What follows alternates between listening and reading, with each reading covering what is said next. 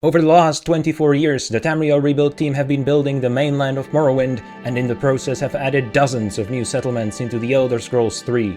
Today we will take a look at the 5 biggest cities so that you can plan your next vacation in Tamriel. Enjoy! We're starting off strong with Thirr, a city owned by the Tribunal Temple.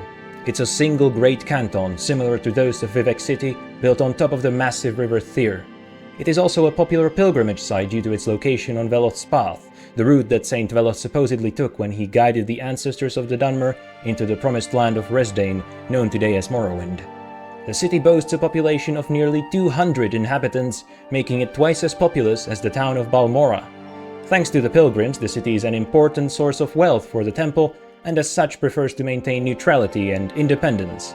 This is especially difficult since it sits directly between the lands of great houses Indoril and Hlalu, who are at odds with each other.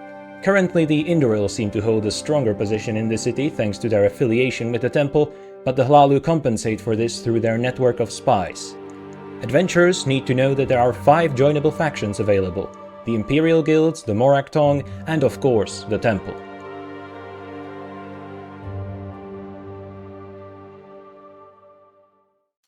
Firewatch is a sizable Imperial city in the northeastern Morrowind. Upon arriving, you will immediately notice the tall lighthouse and the fortified walls, which make the city a prominent seat of Imperial power in this Telvanni-dominated district of the province. It is the home of over 220 people who live across 60 interiors. The 5 main Imperial factions are all present in the city, each offering more than a handful of quests. The city is over 400 years old, having been founded by the famous General Symmachus as what is now called the Old Fortress. This oldest district of Firewatch is dominated by the famous lighthouse, built by Emperor Uriel Septim V to prepare for the Akaviri invasion. Another prominent building is the Ember Keep, the home of the Dustmoth Legion garrison, and there is also a large port complex hosting several ships.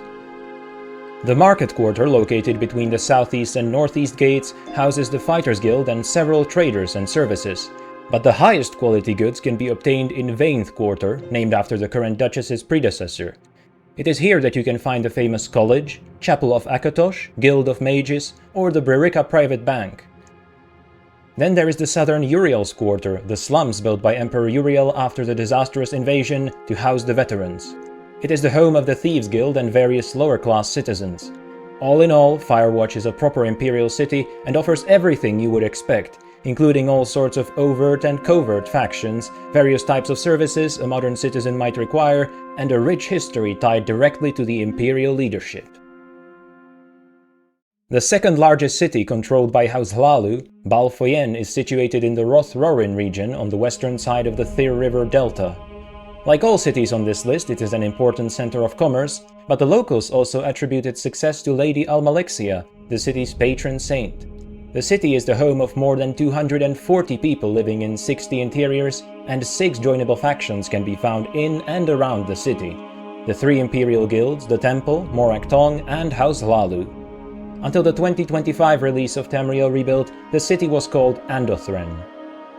It was here that Almalexia used her power to stop the Akaviri invasion and destroy the enemy forces, creating in the process a large crater. The single central island left in its place is known today as the Temple Isle and houses one of the most important temples of the Tribunal faith. The Warden Plaza is dominated by the Hlalu Council Manor. The plaza is also the home of most non-Dunmer citizens and the site of the Fighters and Mages Guild halls. The Old Town is a predominantly Dunmer district, being the home of the Kamona Tong and also the Morak Tong. The Manor District houses the city's wealthy elite, mostly Outlanders, including the Imperial Magistrates. It also houses the local Imperial Legion garrison. Finally, there is the port, possibly the busiest place in the city. With a population of over 240 people, the city is much larger than nearly all settlements on Vardenfell, but it is still dwarfed by its southeastern neighbor. Old Ebonheart is the largest Imperial city in Morrowind and an important seat of Imperial power in the province. It is the home of nearly all Imperial authorities and prominent representatives. With a population of over 400 people living across 110 interiors, Old Ebonheart rivals Vivec City. 6 joinable factions have established themselves here. Apart from the 3 Imperial Guilds, there is also the Imperial Cult, Imperial Legion, and East Empire Company. The city was built on the ruins of the original city of Ebonheart, also called Kalan. Ebonheart was destroyed by House Indoril, who chose to raze their own city to the ground rather than surrender to the empire led by Tiber Septim. The empire then rebuilt the city in the Colovian style, taking advantage of its strategic position. After Castle Ebonheart was built on Vardenfell and the city became less politically important, it came to be known as Old Ebonheart. The Castle Ebon Tower contains the imperial offices, legion headquarters, missions from the other provinces, and more. It is the home of many important authorities and dignitaries. The bridge from the castle leads directly to the plaza, home of several organizations, notably the Fighters Guild and the East Empire Company. It also houses the Grand Chapel of Talos and several manors, as well as vendors selling their wares around the famous statue. The aptly named Craftsman Street stretches from the plaza all the way east. It serves as the local market district where one can buy all sorts of expected and unexpected wares, and the home of the Mages Guild. The eastern side of the city also consists of the slums and the docks, a noticeably poorer part of the settlement, their main attraction being the taverns. Under the city lies an extensive sewer complex, inhabited mostly by persons of ill repute. Old Ebonheart feels like a proper city, and although it is due an overhaul, remains one of the most beloved places in Tamriel rebuilt. However, it still cannot compete with our last entry, which is currently the largest handcrafted city ever seen in an Elder Scrolls game. Narsis is the capital of House Hlaalu and the second largest city in Morrowind. Located in the tropical region Shipal Shin, it is built on a large mesa around the southern end of the Thirr River. The city is home to over 1,140 inhabitants who reside in over 190 interiors. 9 joinable factions reside there: the 3 Imperial Guilds, the Imperial Legion and Imperial Cult, House Hlaalu and the Temple, the Janata Criminal Syndicate, and the Narsis Arena. The city's importance as a center of commerce cannot be overstated. It is the home of all sorts of exotic wares, the terminus of the Purple Road from Cyrodiil, and the financial capital of the province. Dunmer and Outlanders, merchants and criminals, pilgrims and politicians, all are welcome in Narsis. House Hlaalu rules the city from the Council Quarter, located at the peak of the mesa. The quarter also features the famous Eight Bones Temple, where Lord Vivek's legendary spear Muatra is on display, and the Narsis Arena, the center of public entertainment.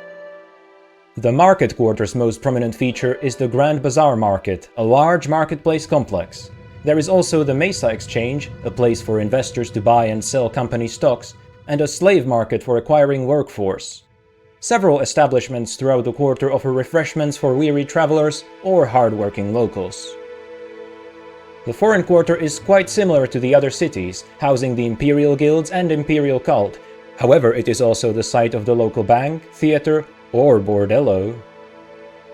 The Old Quarter is comparatively small and consists mostly of noble residences. The Saint Veleth Quarter is home to the city's working class. Its most prominent features are the 2 great apartment towers, and the quarter is the domain of the Morak Tong and Kimona Tong, as well as the local slave catchers. The eastern waterfront is the docking place of local fishermen as well as faraway merchants. It is the location of the local offices of the East Empire Company, a casino, and all sorts of sea-related services. Under the city is a large network of sewers, the home of all sorts of ne'er-do-wells, including the Janata Syndicate, black market vendors, and skooma fiends.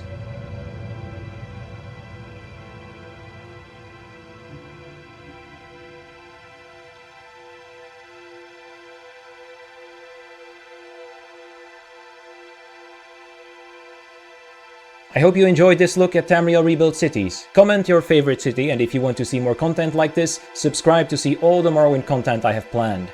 Am Civi Bless.